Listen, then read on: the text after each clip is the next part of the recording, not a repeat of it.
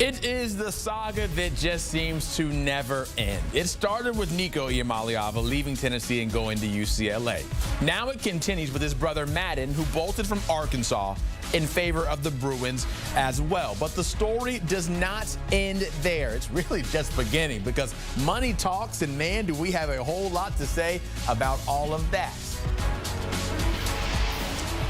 Our Brandon Marcello has been on this story every step of the way, has an article up on CBSSports.com chronicling what we are about to talk about right now. And Brandon, I'm going to be honest, this is interesting to me. I feel like this is juicy. This is soap opera type stuff that we're getting, because it feels like it's a slippery slope that we are beginning right here with Arkansas's AD Hunter Yurachek basically telling the Razorbacks NIL collective to go after the buyout potentially of Madden and other guys who don't maybe honor their stipulations of their contract.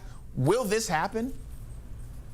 It's very possible. You know, you mentioned money talks, but these schools are sick of the money walking out the door. They want their money back. Now, the public perception has been, why would you go after these athletes? They're only teenagers and everything. So a lot of schools have been hesitant to kind of follow through with the contract language, which a lot of these contracts now with the NIL collective say, if you leave our school, you owe us a buyout.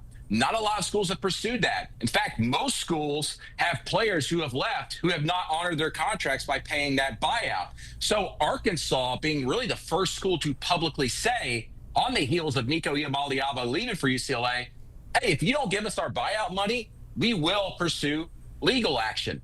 Will this happen? I don't know, but it certainly opens the door for potential negotiations, and for other schools, for that matter, to make similar statements and saying, hey, we're going to make sure you honor these contracts. It's going to be fascinating to watch what other schools potentially follow through and follow Arkansas's lead. So why now do we find Arkansas being the one at the forefront to say, hey, let's actually make sure that these student athletes follow through with their commitment when we've seen no one else do it? I think because we've seen a sea change with public perception when it comes to NIL, starting with what happened with Nico Iamaleava at Tennessee. All of a sudden, you saw fans, media, everybody saying, we side with Tennessee. We side with the school and the coaches here instead of the player. Because for the longest time, it's always been players should get whatever they want, whatever they're worth or whatever. That's fine. Everybody wants that. But now for the first time, we saw publicly a high-profile player hold out of a practice and say, I want more money than what we already agreed upon. And everybody went, okay, this seems a little bit weird. Why not just side with the school here and have them hold pat? And sure enough, Tennessee held steady and did that. And the fallout from that has been overwhelmingly positive in Tennessee's side. So I think Arkansas saw an opportunity here with Nico's younger brother at Arkansas, following him to UCLA, to say, hey, you know what?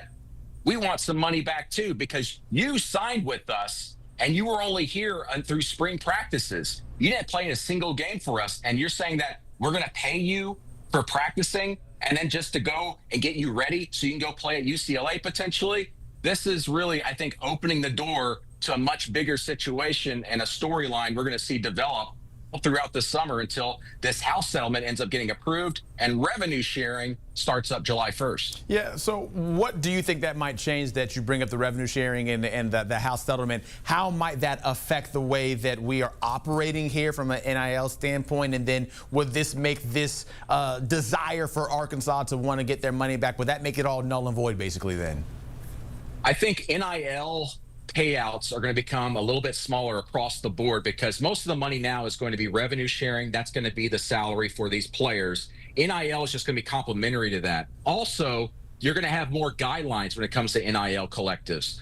The power conferences are developing a commission called the College Sports Commission that's going to oversee all NIL deals, and anything over $600, which, news alert, all NIL deals are over $600 practically. They're going to have to be reviewed by this commission.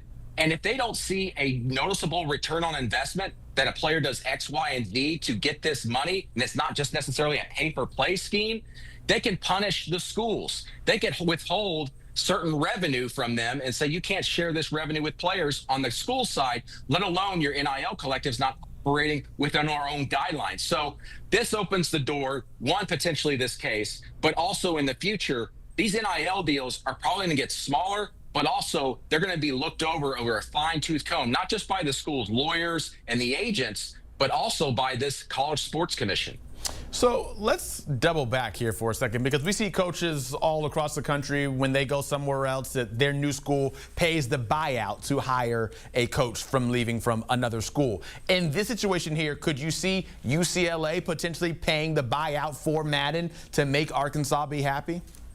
Yeah, very much so. I could see that happening. In fact, this has happened in the background at several schools, I've been told already. You just don't hear about it. That these schools just go, we're going to pay it off the back end. We'll give you some extra money so you can pay off your buyout. Or there's even some negotiations among the player's agent with their previous school of going, hey, this buyout may be a little bit too big. How about we give you this lump sum up front that doesn't necessarily cover it all, but it makes everything whole and we're good.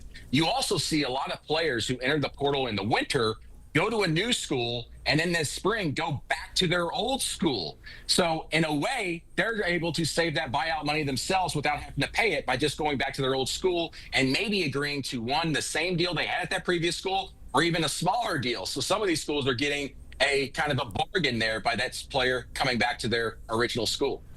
Last thing for you, do you think this gets messy, or will this end clean without much to do? Unless it goes to court. If it goes to court, it's going to get messy. But I foresee that most of these situations, they're going to be a lot of threats thrown out in the media, so to speak, and also through some legal terms. But I very, very seldom will you see something go to court. The one case to really keep an eye on, though, is probably at Wisconsin, where they had defensive back Xavier Lucas go to Miami.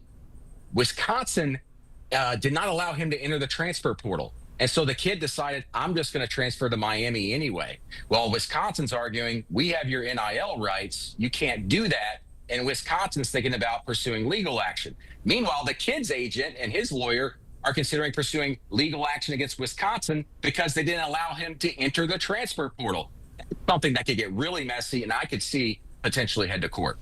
This is just so much. Here we are in the year 2025 in the month of April with a wild, wild west. If it wasn't wild